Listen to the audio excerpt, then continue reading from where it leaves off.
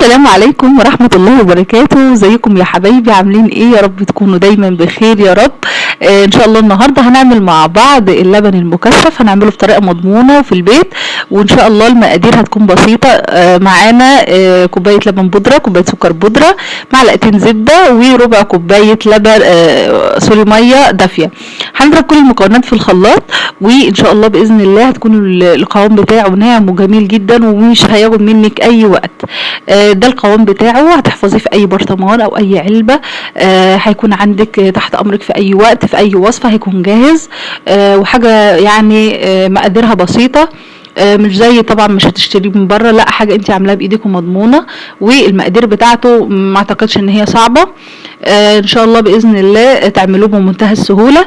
لو لقيتيه تخن منك هتحطي له معلقتين ميه عشان يديك القوام المطلوب زي ما انت شايفاه بالشكل ده.